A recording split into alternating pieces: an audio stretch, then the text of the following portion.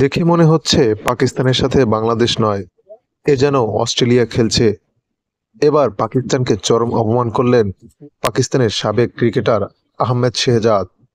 প্রসঙ্গত, পাকিস্তানকে ঘরের মাটিতেই বাংলা ওয়াশের স্বাদ দিয়েছে বাংলাদেশ জাতীয় ক্রিকেট দল। এটি ছিল নিজেদের ইতিহাসে ঘরের মাঠে পাকিস্তানের ধবলধোলাইয়ের ঘটনার চতুর্থবার। এর আগে ঘরের মাঠে তারা হোয়াইট ওয়াশ হয়েছিল শ্রীলঙ্কা, অস্ট্রেলিয়া এবং ইংল্যান্ডের বিপক্ষে। সেই সঙ্গে পাকিস্তানের কোচিং ক্যারিয়ারের শুরুটা খুব খারাপভাবে হলো Aussie coach Jason গ্লিসবির।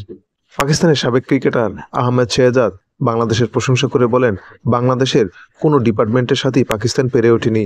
Bowling, batting, এমনকি ফিল্ডিং সব দিক থেকেই পিছিয়ে ছিল। তাদের খেলা দেখে মনে হয়েছিল তারা যেন অস্ট্রেলিয়ার সাথে খেলছে।